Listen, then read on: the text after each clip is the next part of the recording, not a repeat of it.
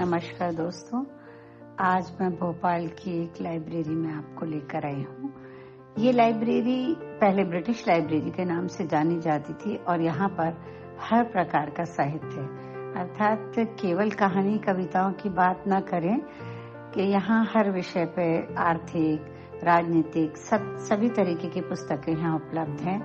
और शाम के 5 से 7 ही लोग किसी संस्था को कार्यक्रम करने के लिए परमिशन देते हैं और इसमें क्लब लिटरेटी के द्वारा हम यहाँ पर इकट्ठा हुए हैं। और क्लब लिटरेटी क्या है, इसके बारे में मैं बात करने जा रही हूँ सीमा रायजादा जी से, जो इसकी फाउंडर भी हैं और प्रेसिडेंट भी हैं। नमस्कार दोस्तों, मैं आज विवेकानंद लाइब्रेरी में ज़रूर खड़ी हूँ, लेकिन प्रोग्राम है क्लब लिटरेटी का और इसकी फाउंडर और इसकी प्रेसिडेंट हैं सीमा रायजादा जी। और मैं जानना चाहूँगी कि ये ख्याल आपके मन में कब आया कि मुझे ये क्लब खोलना चाहिए। ममता जी, देखिए, जैसे आप हैं, आपने जिस तरह से अपनी पूरा कहानी बताई कि किस तरह से आप लेखिका बनी, तो ऐसे हमारे बीच बहुत से ऐसे लोग हैं जो एक स्कूल कॉलेज ख़त्म करने के बाद अपने जिस पड़ाव में होते हैं उस समय उनको लगता है कि उनको कुछ सुनना है, अच्छा उनको पढ़ना है, उनको शेयरिंग। तो इस तरह से हम, जैसे आपने कुछ अच्छा पढ़ा, मैंने कुछ अच्छा पढ़ा, शेयरिंग होती है। तो वो ख्याल से मैंने ये शुरू किया था क्लब, और ये क्लब शुरू हुआ 2012 में। तो इसका एक जेनेसिस आप ये कहिए कि साहित्य में जो एक के प्रति एक प्रेम होता है, कुछ अच्छा पढ़ने या सुनने की हमारी जिज्ञासा होती है, तो बस उसी आइडिया के तहत ये क्लब शुरू किया। मतलब मैं देख रही हूँ कि यहाँ ये बात नहीं है कि केवल साहित्यकार ही आए, यहाँ पाठक, दर्शक, सुनने वाले सब हैं। जी, यही इसका उद्देश्य भी रहा है कि हम साहित्य के प्रति, और साहित्य और एक अच्छा लिखने, अगर वो साहित्य की उस अम्ब्रेला में नहीं भी आ रहे हैं, पर किसी का एक इंटरेस्ट है लिखने पढ़ने में, तो वो बहुत ही एक साधारण भाव से, एक बहुत ही इनफॉर्मल तरीके से शेयरिंग होती है। तो ये हमारे खास बात क्लब की ये भी है कि इससे बहुत अलग अलग प्रोफेशंस के लोग जुड़े हुए हैं। हाँ जी, बिल्कुल। और उसमें आई वुड से कि teachers, doctors, business man and women, even house makers, बच्चे एक 9 साल से लेके करीब 80 साल हाँ, मैं वो देख रही हूँ आपके ग्रुप में। हाँ, सब जुड़े हुए हैं। तो ये इन लोगों को मंच नहीं मिलता, मैं वो देख रही हूँ कि आपने छोटे इस बच्चों से लेकर सबको मंच दिया हुआ है। जी, तो ये हम लोग स्कूल्स कॉलेजेस में भी काफ़ी हम लोग उनके बच्चों को, उनके टीचर्स को एंगेज करते हैं। और वैसे आप खुद भी प्रोफेसर हैं। जी, तो वही आप इतना समय निकाल लेती साहित्य के लिए। मुझे बहुत खुशी होती है कि ऐसे लोगों के लिए जो हिंदी, इंग्लिश दोनों के लिए, यहाँ इंग्लिश के लिए भी बहुत अच्छा मंच है, जो कि हमारे भोपाल में शायद लिटरेटी ही सबसे ज़्यादा अच्छे से उसको मेंटेन किए हुए हैं। हिंदी के बहुत हैं, लेकिन अंग्रेज़ी का होना भी बहुत ज़रूरी है और हमें जानकारी होना चाहिए कि अंग्रेज़ी साहित्य कहाँ तक काम कर रहा है। तो सीमा जी, मैं बहुत खुश हूँ।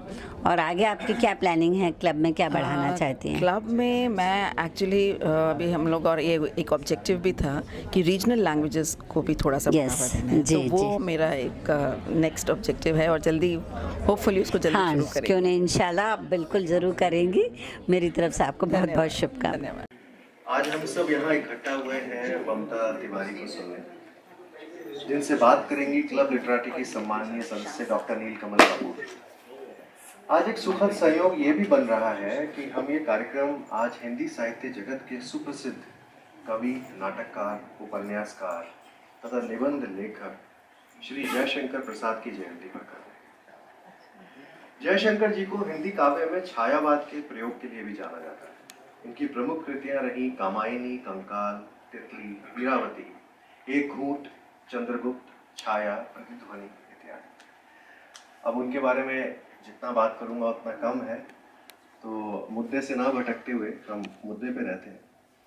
मैं अब ज़्यादा समय ना लेते हुए आज के कार्यक्रम की विधिवत शुरुआत करता हूं और आग्रह करता हूं क्लब लिटरेटी की अध्यक्षा श्रीमती सीमा रायजादा से कि वे हमारे क्लब लिटरेटी के दोनों सम्माननीय सदस्यों को बुके देकर उनका सम्मान।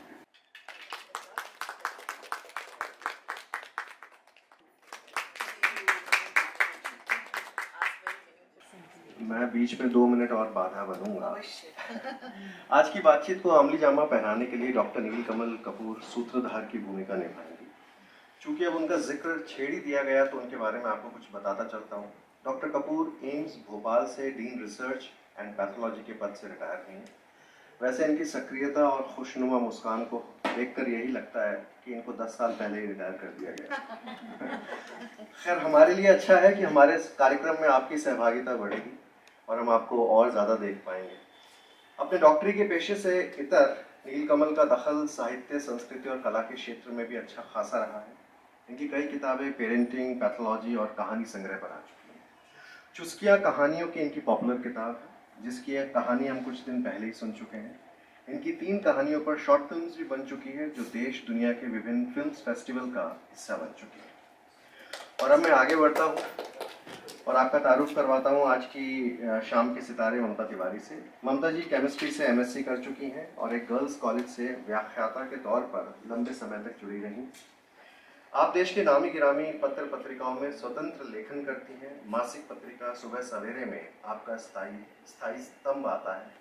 आप दुष्यंत कुमार संग्रहालय की भूतपूर्व अध्यक्ष रह चुके हैं। आपके कार्यक्रम समय समय पर दूरदर्शन और आकाशवाणी से प्रसारित होते रहे हैं। आपने मॉरिशस में 11वें हिंदी सम्मेलन में भी भाग लिया था। आप निःशक्त और गरीब बच्चों के लिए भी पिछले 10 वर्षों से सेवारत हैं। आपके द्वारा प्रकाशित पुस्तकों की सूची लंबी है, पर कुछ का नाम लेना मैं जरूरी समझता हूँ। क्या कह रही है जिंदगी, कहकशां, चुभती दोपहर, यूं भी कभी कभी, सरगोशियां, बात निकली तो दूर तलक जाएगी इत्यादि।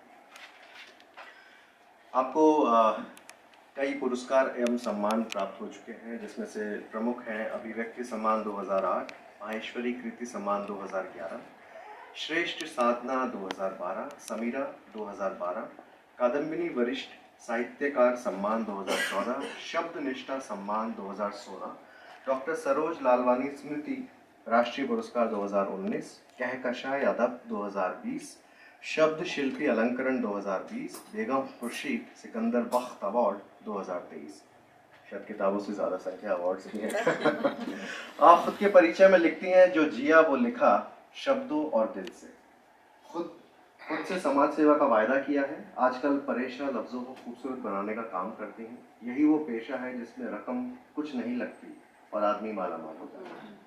बिल्कुल सही बात है। तो आइए सुनते हैं डॉक्टर नील कमल कपूर और ममता तिवारी की जानिब से क्या कह रही है जिंदगी। बहुत बहुत शुक्रिया लोकेश, इतना प्यारा परिचय देने के लिए।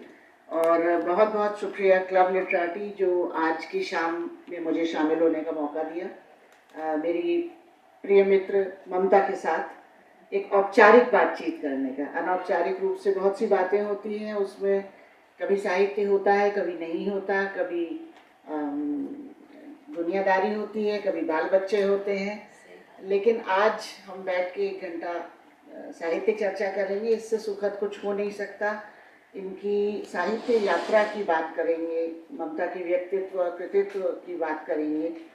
और इससे भी अधिक सुखद संयोग कोई नहीं हो सकता कि आज हिंदी साहित्य के एक मूर्धन्य नक्षत्र श्री जयशंकर प्रसाद की जन्मतिथि है।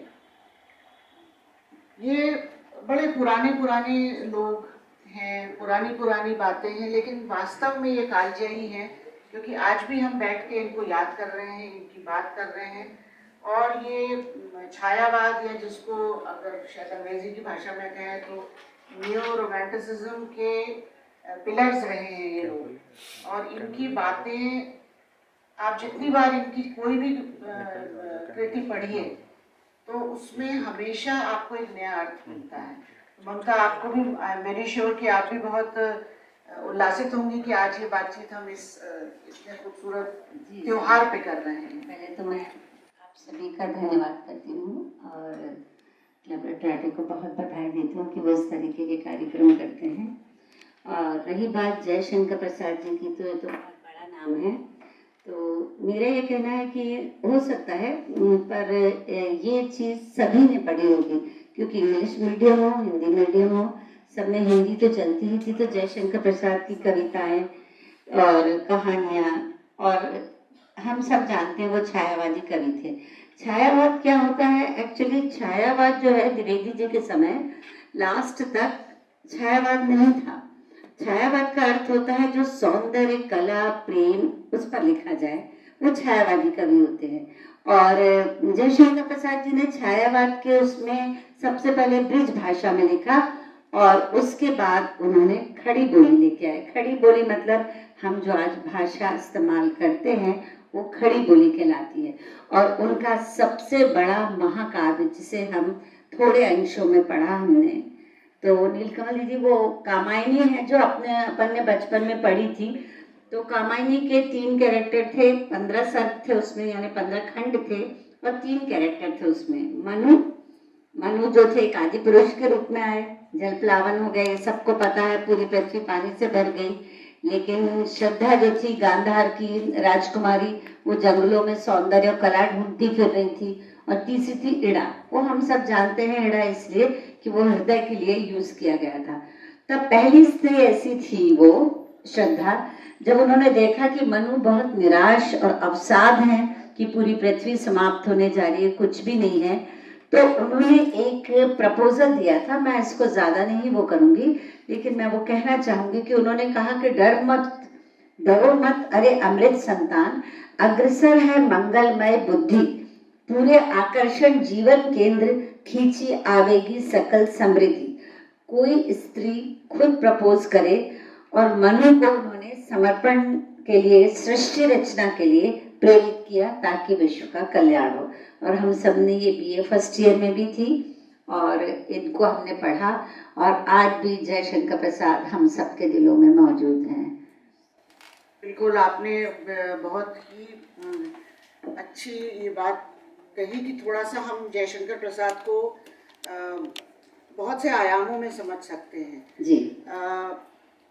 तो ये तो रही उनकी बात, लेकिन और हाँ, यहाँ एक चीज़ और जोड़ दूँ कि कई बार मैं क्लब लिटरेटी के संदर्भ में अभी हम बातचीत कर रहे थे कि इसके मेंबर्स यहाँ क्यों हैं, क्या वो लेखक हैं, क्या वो, तो मैंने कहा कि वो सिर्फ साहित्य से प्यार करते हैं। तो जयशंकर प्रसाद के संदर्भ में ये कहना चाहूँगी कि वो दरअसल एक तेली साहू संप्रदाय के दुकानदार थे। उनके पिताजी को सुगनी साहू कहते थे क्योंकि वो तंबाकू का व्यापार करते थे। वो खुद 7वीं 8वीं तक पढ़े थे, उनके पिताजी की मृत्यु हो गई थी, फिर बड़े भाई की भी। मगर किस स्तर का काव्य और कथाएं उनकी लेखनी से निकली हैं, जिसमें मुझे तो वो कभी लेखक और कभी दार्शनिक लगते हैं। अच्छा, वो पहले वो भी थे, पहले नाटककार थे। हाँ, हिंदी साहित्य में पहले नाटककार। तो ममता जी, आपकी बात करते हुए, क्योंकि बाहरी बातें तो बहुत सारी होती रहती है, आपने लिखा, छपा, हम सब ने पढ़ा, सुना जी। लेकिन ये पूरा सिलसिला कब, कहाँ, कैसे शुरू हुआ? क्योंकि आपका सीवी में जो है वो आपकी डिग्री तो साहित्य नहीं है, आप तो विज्ञान विषय में परास्नातक हैं। देखिए दीदी, मैं आपसे कहना चाहूँगी कि ये मेरा फॉर्मल आपने कहना नहीं है तो मैं आपको दीदी ही कह लूँ, अदरवाइज मैं नीलकमल जी कहती। तो मेरा ये कहना है कि मैं जो सदियों से नहीं कह पा रही वही बात आज आपको सुना रही। हो सकता हो मिलती हो मेरी दास्तां आपसे, रख दिया जो कर दो, नहीं अब कुछ भी छुपा रही।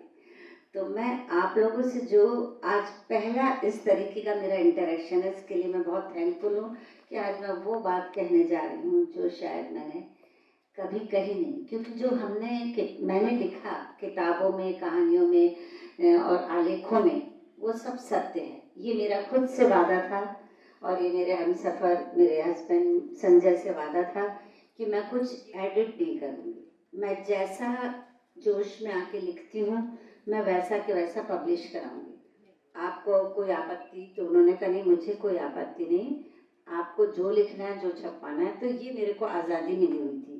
तो अभिव्यक्ति लिखना मेरी अभिव्यक्ति की आज़ादी है और छपना मेरी हिमाकत।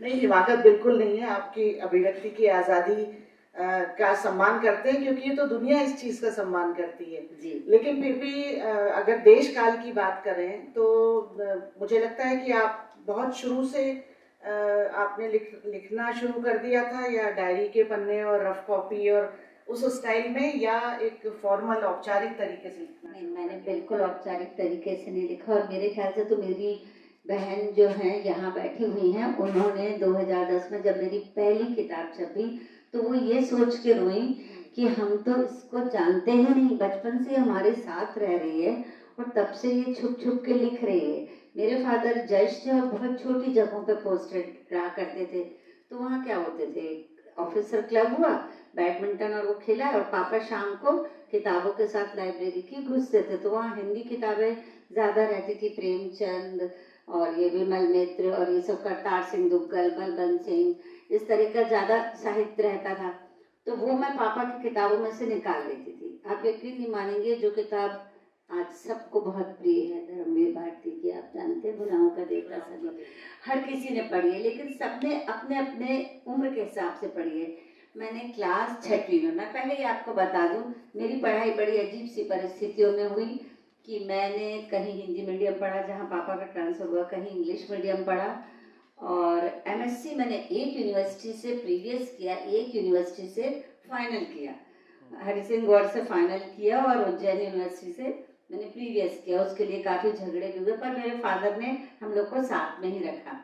तो पापा के कारण मेरे को पढ़ने का शौक लगा, और एक मुझे अजीब सा शौक था कि मैं पढ़ने के साथ, निर्मल जी आपका बहुत बहुत स्वागत है, तो पढ़ने के साथ साथ मैंने ना जो भी मैं पढ़ती थी मैं उसको, उसके नोट्स लिख लेती थी, थॉट। उस थॉट के आगे, ये मेरा आज भी आप किताबों में देखेंगे, उस थॉट के आगे दीदी, मैं जैसे थॉट लिखना शुरू करती मेरे जहन में कविता आने शुरू हो जाती, तो मैं वो कविता लिखने लगती। और सबसे पहले जब मेरी खुल के मैंने कविता, केवल कविता लिखी, जब मेरी बड़ी सिस्टर की शादी हुई, मैं 8th में थी, तो मैं बहुत दुखी थी, तब मैंने वो कविता लिखी थी, जो अब याद भी नहीं है, कुछ इस तरीके की वो कविता थी। और मैं फिर लिखती रही, चुपचाप डायरी में उतारती रही। धर्मवीर भारती की जब गुनाहों का देवता लिखी, मैं ऐसे कंपेयर तो कर ही नहीं सकती इतने महान नाम से अमृता जी से।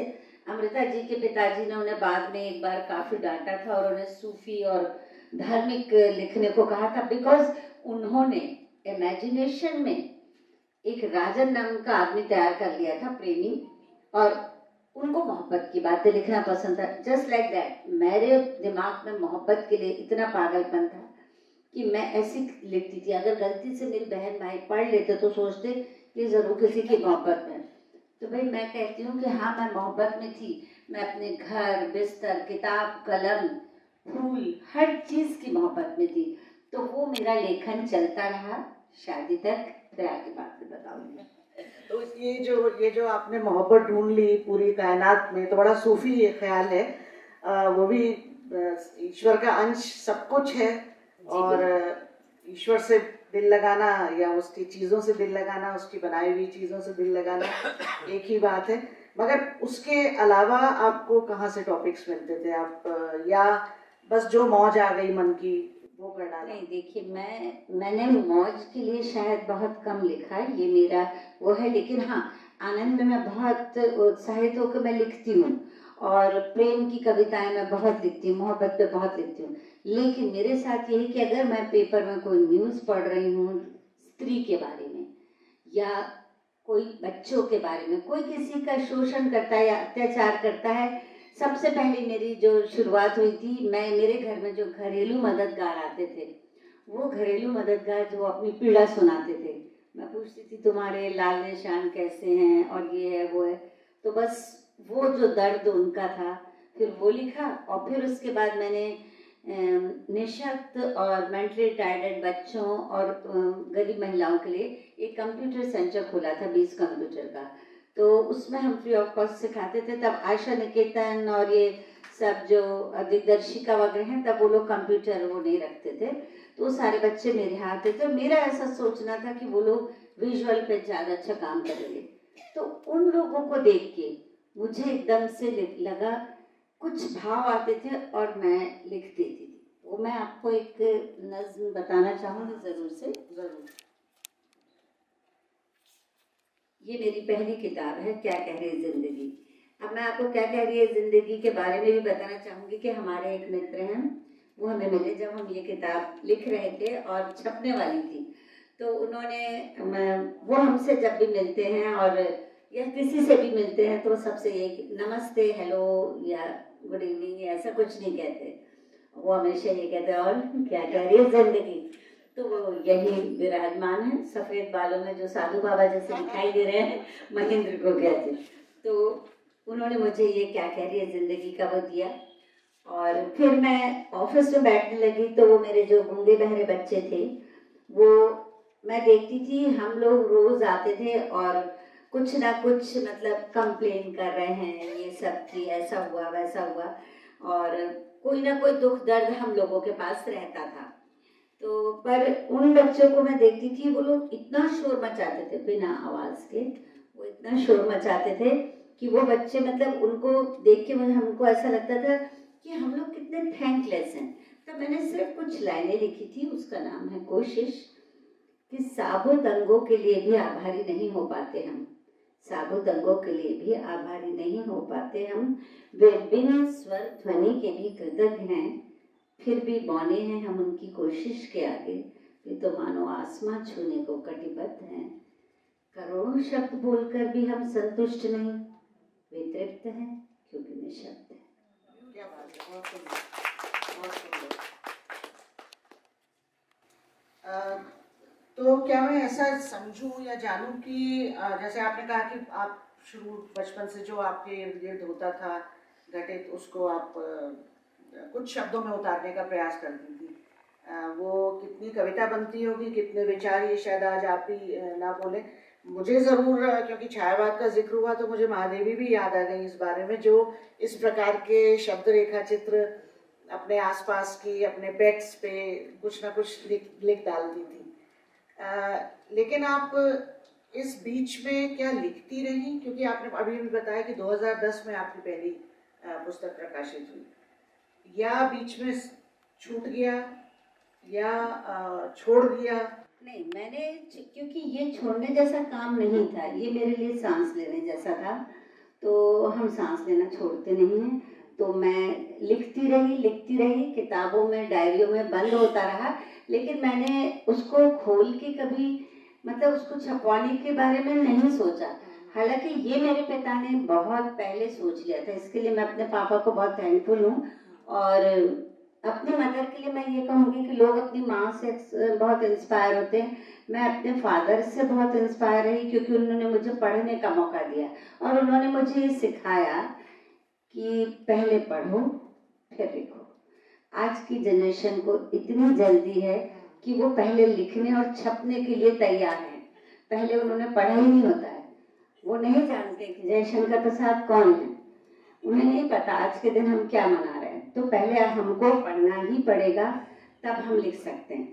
और माँ मेरी बहुत पढ़ती थी, हालांकि वो 8वीं पास थी, पर वो बहुत पढ़ती थी और उनके कारण हम सब पढ़ते थे। लेकिन उनके साथ एक प्रॉब्लम थी कि वो जो थी हमको ना कहती थी कि लड़कियों को घर के सब काम आने चाहिए। हमारे यहाँ पार्शियलिटी नहीं थी, हमारा एक भाई है तो वो उससे भी काम करवाती थी वैसे जैसे हम 4 बहनों से कराती थी। पर उनके कारण मैं इतनी परेशान रहती थी कि आपने कभी सोचा होगा कोई लड़की बाथरूम में नहाने जाती थी, 1 घंटा बाल्टी उल्टी करके उसके ऊपर बैठ के मैं किताब पढ़ती थी। धर्मवीर भारती की गुनाहों का देवता मैंने रजाई के अंदर टॉर्च चला के पढ़ी। तो मैं ऐसे काम करती थी, खाने के टेबल पे पढ़ती थी तो मम्मी गुस्सा हो जाती थी कि खाने के समय पढ़ते नहीं है, तो मैं पापा का नाम ले लेती थी कि देखो पापा भी तो पढ़ते हैं। तो ऐसे करके मम्मी से मतलब पढ़ने का हुआ। और कोइंसिडेंट देखिए कि मुझे मेरे father in law retired IAS officer थे, जब मैं आई थी तब वो विदिशा कलेक्टर हो गए थे। तो पापा बहुत अच्छे राइटर भी थे, थिंकर भी थे और पढ़ते थे, सोशल वर्क भी करते थे। पर उन्होंने मुझसे चाहा था कि मैं उनकी मैगजीन की एडिटिंग करूं बाद में, और पर फिर मैं घर के काम में भी बहुत व्यस्त रही तो मैंने कभी पब्लिश नहीं कराया। फिर जब बच्चे बड़े हो गए तो मेरा बड़ा बेटा जो है वो US जा रहा था पढ़ने के लिए, फर्स्ट ईयर में था वो, तो उसने कहा मम्मी अब वक्त आ गया है कि तुम्हारा कुछ पब्लिश होना चाहिए। तो मुझे बहुत अच्छा लगा। विनय उपाध्याय जी यहाँ बैठे हैं, पहली किताब का मेरा एंकरिंग और सब चीज़ें, मेरे को बहुत अच्छे लोग मिले। सच कहूँ मुझे कुछ नहीं आता था, ना लिखना ना पढ़ना, ढंग से मैं छपना नहीं जानती थी क्योंकि मैं छपने के लिए नहीं लिख रही थी। पर वो विनय जी ने फिर इसमें वो किया। और रही बात, अब आप आगे जो जानना चाहें। नहीं, मैं तो ये सोच रही थी कि शायद ये बदलते वक्त की बात है कि उस जमाने की मम्मियों पे कितना प्रेशर होगा कि लड़कियों को, सो कॉल्ड अच्छी लड़कियों को किसी स्ट्रक्चर में ढाल, मतलब ये उनकी सक्सेस और फेलियर का एक मापदंड हो जाता है। जमाना बदला, आगे एक सोच बदली, तो अब आपके बेटे ने प्रोत्साहित किया कि नहीं, होना चाहिए जी। तो ये सिर्फ आपके जीवन का मापदंड नहीं है, ये देखा जाए तो पूरे बदलते सामाजिक परिस्थितियों और परिवेश साथ भी ऐसा हुआ है। हम सबके साथ, मतलब इस उम्र में तो ऐसा ही हुआ होगा कि सबकी बेचारी मम्मियाँ यही प्रयास करती रही, जो उस समय काफी बुरे लगते थे, लेकिन बाद में समझ में आया कि वो बेचारी अपने भला या बुरा वो अपने कर्तव्य को जस्टिफाई कर रही थी। तो इसमें बहुत मतलब कविता से बाहर हम एक बहुत बड़े सामाजिक दायरे में आ जाते हैं। लेकिन हम आपकी एक दो कविताएं और सुनना चाहेंगे आपकी मर्जी से, फिर हम आगे बातचीत को बढ़ाएं। मैं एक नज्म आपको सुनाना चाहती हूँ। मेरी पहली किताब के बाद मेरी पहली किताब का दूसरा संस्करण बहुत जल्दी छपा। मैंने कहा ना, मुझे बहुत अच्छे लोग मिले, जैसे बद्रवास्ती साहब हैं। बद्रवास्ती साहब से मुझे आपने ये शायद देखा होगा कि मेरी कविताओं में, नज्मों में उर्दू अल्फाज बहुत आते हैं। तो मुझे एक्चुअली ये था कि जिस समय प्रेमचंद और ये सब अमृता प्रीतम और ये सब लिखते थे, अभी गुलजार साहब, जावेद साहब को देख लीजिए, ये लोग जो गुलजार साहब, अंग्रेज साहब, कृष्णा सोबती, ये सब पार्टीशन के बाद लाहौर से आए हुए, पाकिस्तान वाले उससे आए हुए। तो हमें नहीं लगता था, जब वो हिंदी हम पढ़ते थे तो उसमें उर्दू लफ्ज़ थे। उर्दू लफ्ज़ क्या होते हैं और हिंदू लफ्ज़ क्या होते हैं, ये हमें नहीं पता था। पर मुझे बाद में पता चला कि मैं जिस भाषा का इस्तेमाल करती हूँ, जो मैं अपने घर में इस्तेमाल करती हूँ, उसमें बहुत सारे उर्दू लफ्ज़ थे। और बद्रवास्ती साहब ने, चूँकि वो उर्दू एकेडमी में पढ़ाते भी थे उर्दू, और ये लोग सब मित्र थे, महीमूद जी और ये सब, तो उनसे मेरी मुलाकात करवाई। वो भी मेरे प्रोग्राम की एंकरिंग करते। फिर मैंने और बद्रवास्ती साहब ने एक खत करके, मेरी किताब है उसका, हम लोगों ने साथ में रिकॉर्डिंग की। तब मेरे को थोड़ी हिम्मत है, आप यकीन नहीं करेंगे, मैं स्कूल कॉलेज में कभी स्टेज पे नहीं चढ़ी, मुझे इतना स्टेज फियर था। हाँ, फिर मैंने बाद में नोटिस किया कि जो मैं लिखती हूँ उसे पढ़ने में मुझे डर नहीं लगता। फिर मुझे मिले ऐसे ही दुष्यंत संग्रहालय से मैं बहुत अच्छे से जुड़ी रही राजूरकर जी के कारण, और राजूरकर जी ने मुझे काफ़ी प्रमोट किया। उन्होंने मुझे ऐसे लोगों से मिलवाया जिनकी किताबें, कविताएं, कहानियाँ मैं बचपन में पढ़ती थी, और मैं हैरान थी कि वो मेरे सामने हैं। मृदा गर्ग, आबिद सुरती साहब और टॉम साहब, वो मेरे बहुत अच्छे दोस्त हैं, मतलब हैं, अभी भी कहना चाहिए। तो उन्होंने जब खुद से कहा कि मैं आपकी कविताएं, वो शायद प्रोग्राम में आप भी थे। हाँ, मैं भी। हाँ, तो उन्होंने वो कविताएं जो हैं, उन्होंने कहा कि मैं खुद आके पढ़ूंगा और ट्रांसलेट करूंगा। तो मैं ट्रांसलेशन वाली कविता आपको बताती हूँ कि उन्होंने उसको इंग्लिश में ट्रांसलेट किया था। देखिए बद्रवास्ती साहब, उर्दू में तो मैं पढ़ नहीं पाऊंगी, तो अब मैं सोच रही हूँ इंग्लिश में पढ़ देती हूँ। The diary of a woman. When this body of mine was put up for sale, I cannot even remember. I am not talking of the world outside. This body of mine was put for sale in my own house. But since when, I cannot even remember. Sometimes for the children's clothes, or to take them for a picnic, sometimes just to get the money for mother's medicine. These small deals, when they begin, I cannot even remember for every new need. My body spreads itself on the hearthpad, and then in the morning, like a loyal servant, my body is ready to start work again. If I do not sell my body again and again, then how can I raise the money of earn peace in my house, the love of my husband, and the respect of my children? बहुत अच्छा, thank you Tom sir. इसका हिंदी मैं बताना मैं वही कहने वाली थी कि इसको हिंदी में भी पढ़िए, मूल कविता पढ़िए जी। ये जिस्म कब बिकाऊ हो गया, ये जिस्म कब बिकाऊ हो गया, पता ही न चला। बाहर की दुनिया की बात नहीं करती मैं, वो तो घर बैठे ही बाजारू हो गया। पता ही ना चला। कभी बच्चों को कपड़े दिलाने के लिए, कभी उन्हें बाहर घुमाने के लिए, कभी बूढ़ी माँ की दवाई के पैसों के लिए छोटे छोटे सौदे करने लगा, पता ही ना चला। हर बढ़ती ज़रूरतों के लिए झट बिस्तर पर बिछ जाता है। सुबह फिर काम वाली की तरह काम में जुट जाता है। अगर ये जिस्म फरोशी ना करूं, अगर ये जिस्म फरोशी ना करूं तो वो कीमत कहाँ से चुकाऊंगी जिससे मैं खरीदती हूँ घर का चैन, पति का स्नेह, बच्चों का सम्मान। क्या बात है। ये तो दिख रहा है कि आपकी विषयों का चयन जो है उसका दायरा बड़ा विस्तृत है और वो उस विस्तार को किसी इज्म में मुझे नहीं लगता बांधा जाना चाहिए। कहीं मोहब्बत है, कहीं भावनाएं हैं, इसमें अगर कहा जाए तो फेमिनिज्म है, उसका एलिमेंट है। हाँ जी। तो ये जो पूरा एक कायनात आपने बुनी हुई है, इसके साथ में ये आपको ऐसा लगता है कि बीच में कोई कोई लोग राह में ऐसे मिलते गए जो इस तरह की बातें आपके मन में उठाते गए? कोई इंस्पिरेशनल कैरेक्टर, एक दो या बहुत सारे छोटे बड़े, कुछ बताना चाहेंगे उनके बारे में? हाँ जरूर, क्यों नहीं। देखिए कॉलेज में तो आप मान के चलिए सभी को कोई ना कोई मिल जाता है और सबकी मोहब्बत होती है। बात अलग है कि लोग नहीं स्वीकार करना चाहते, भले हम दूर से देख के उनके बारे में कविताएं लिखते रहते हैं। और हम लोग के ज़माने में तो मुद्दतें बीत जाती थी कि हम कभी ना कह पाते थे और ना सुन पाते थे, तो वो मोहब्बत की कविताएं तो वो तो अलग स्पेशल हुआ करती थी। अब मेरी लैब में जो मेरे को कबर्ड मिली थी और उन खतों की भाषा मैं खूब पहचानती थी। उसको जब भी मैं खोलती थी उसमें से कागज के छोटे छोटे ब्लैंक, मतलब मैंने कहा कि रात भर सिरहाने पर मैं लिखती रही कागज कलम दवात लेके और सुबह देखा तो सिरहाने कोरा कागज पड़ा, ब्लैंक कागज निकलते थे उसमें से, रोज निकलते थे और मुझे मालूम था कि वो लड़का कौन है।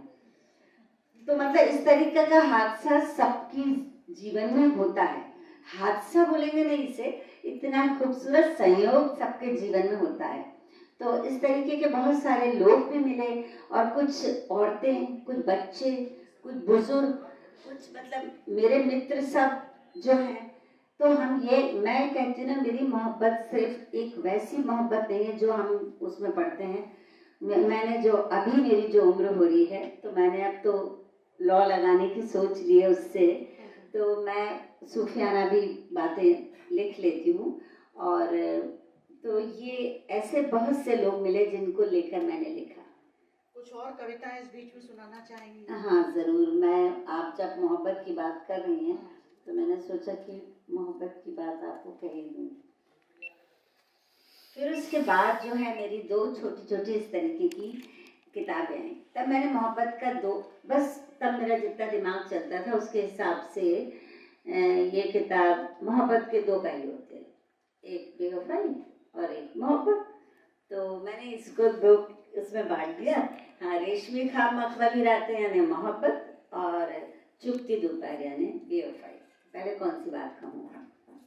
आपकी मर्जी।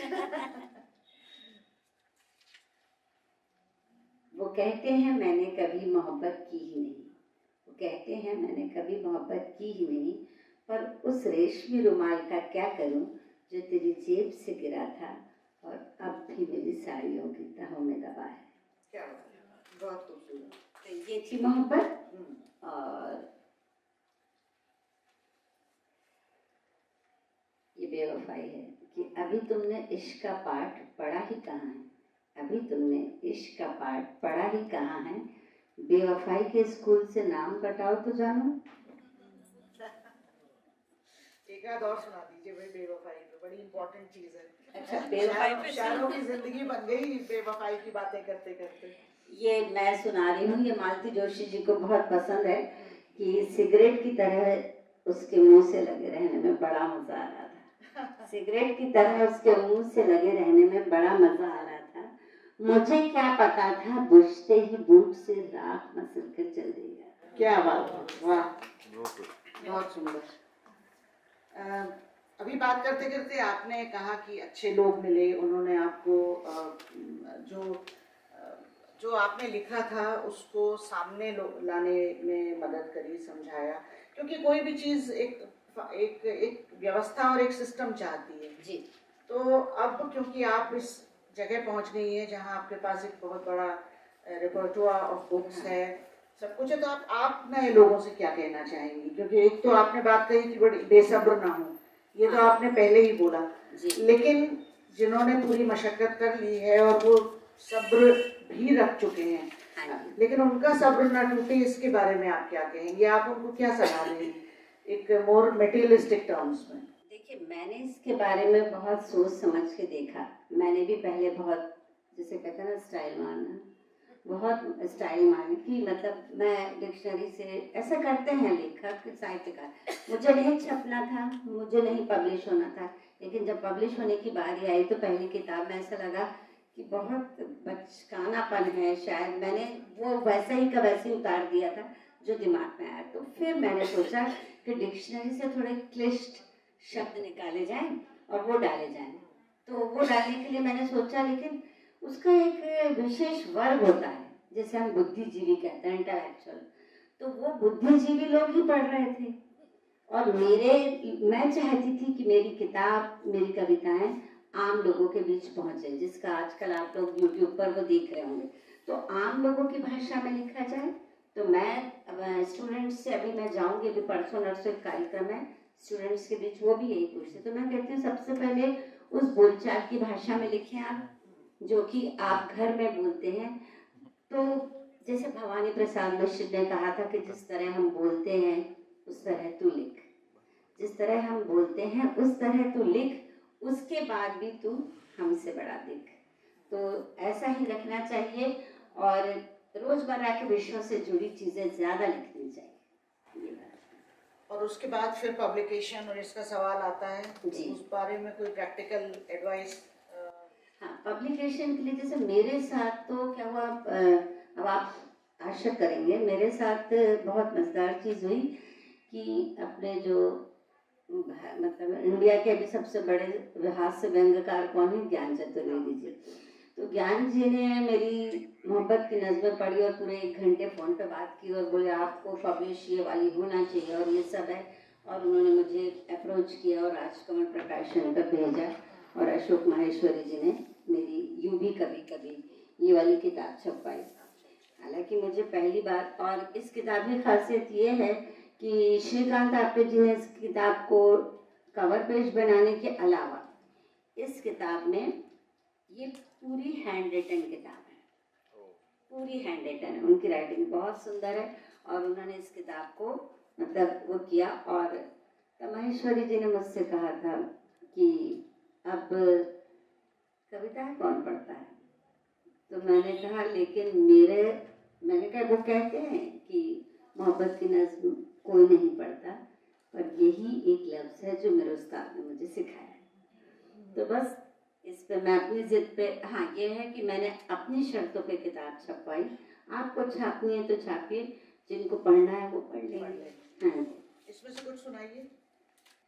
अनमोल मोती से लफ्ज़ों का खजाना है मेरे पास, अनमोल मोती से लफ्ज़ों का खजाना है मेरे पास, फिर भी मुझसे गरीब कोई नहीं।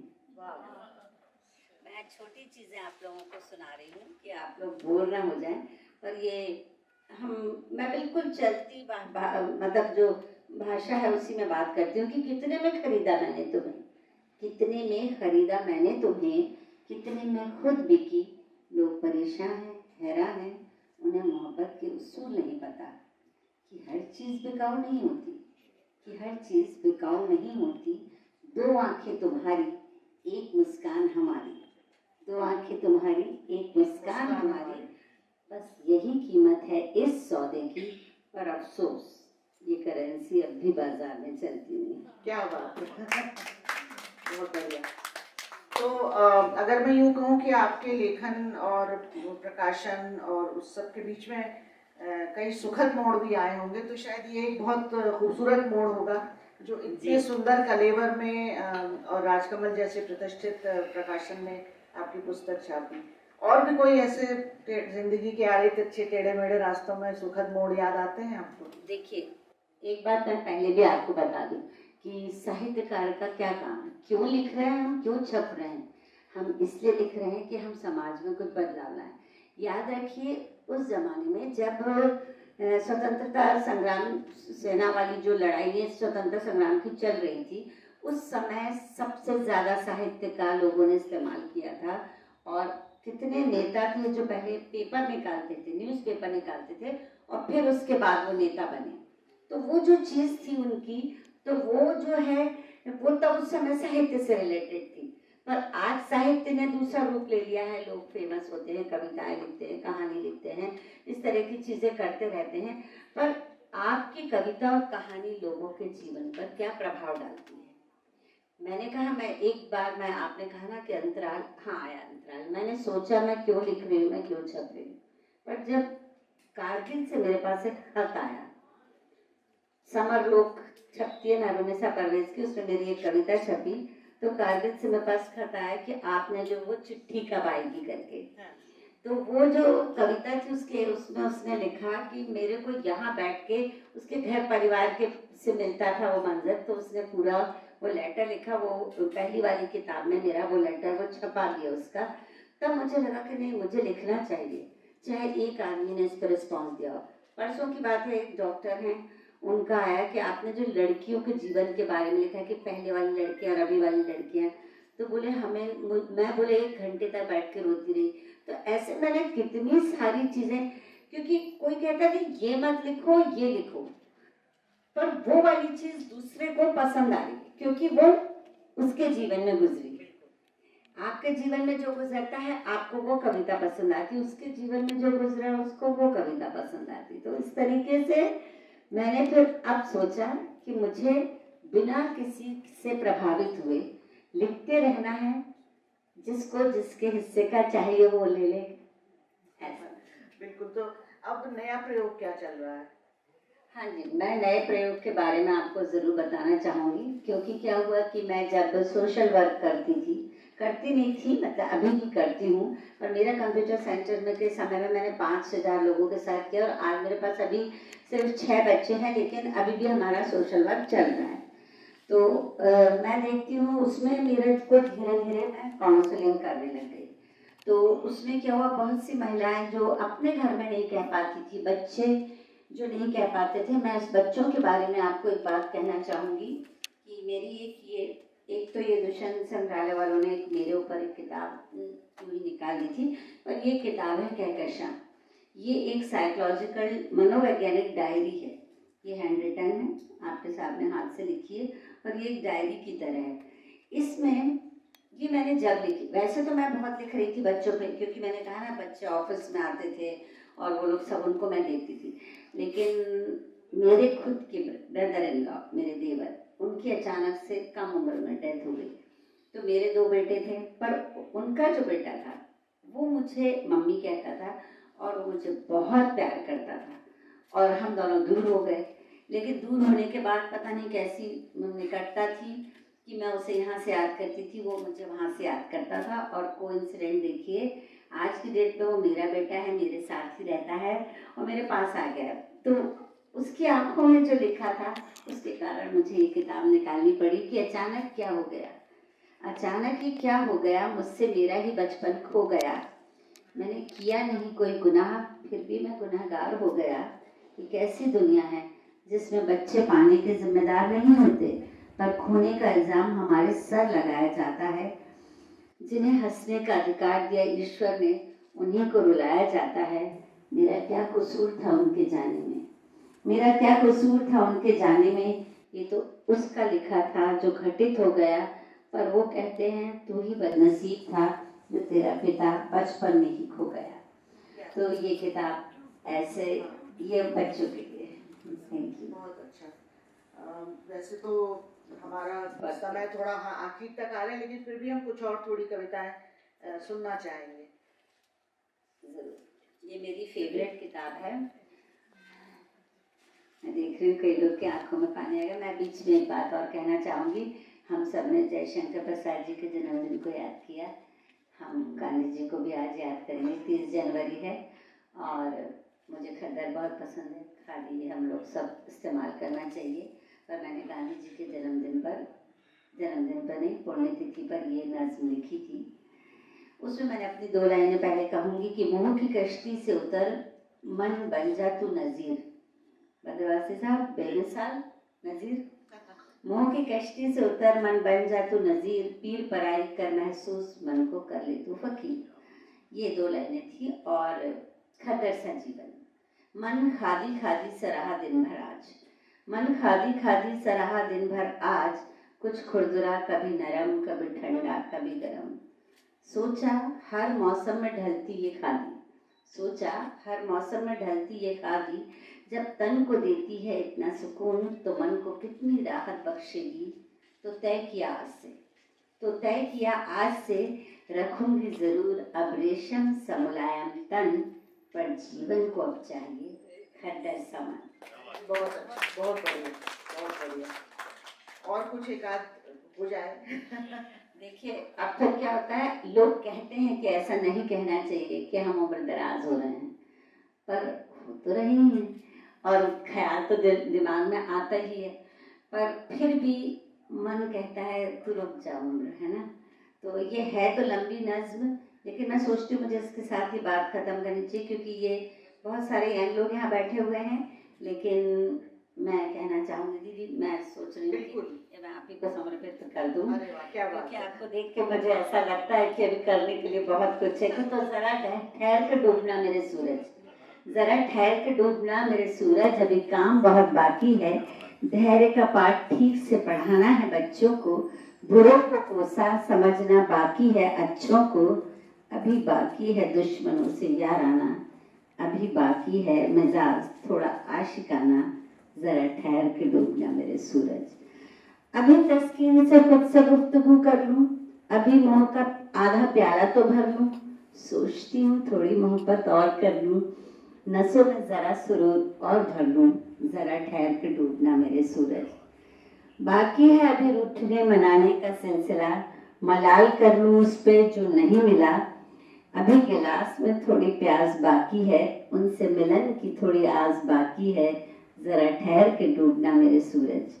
मन का आईना धूल से अटा पड़ा है, किताब ने एक बुक मार्क कब से अड़ा पड़ा है, समंदर की लहरों का निमंत्रण आया है, बर्फीले पहाड़ों ने घर पे बुलाया है, जरा ठहर के डूबना मेरे सूरज। जरा सुकून का एक जाम तो बनाने दो, रोई बहुत आज जरा मुस्कुराने दो, चांदनी नाराज हो जाएगी मुझसे, जरा चांद के साथ थोड़ा सुस्ताने दो, जरा ठहर के डूबना मेरे सूरज। और आखिरी लाइनें हैं कि रातें गुजारी जिसके इंतजार में, रातें गुजारी जिसके इंतजार में, थमो जरा वो सुबह तो आने दो, भागती फिरी जाने क्या पाने के लिए, बेखुद हो आज खुद में खो जाने दो, जरा ठहर के डूबना मेरे सूरज। बहुत ही बढ़िया, बहुत ही बढ़िया।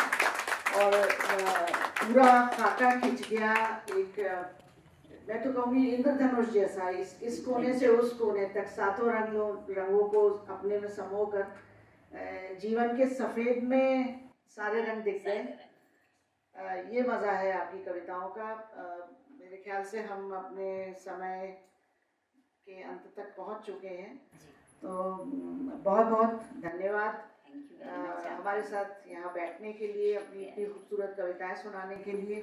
और अब मुझे लग रहा है कि अगर हमारे आमंत्रित अतिथिगण कुछ बातचीत करना चाहें तो उसके लिए समय छोड़ा जाए। थोड़ा सा कुछ कहना चाहेंगे, कुछ बात? हाँ बिल्कुल।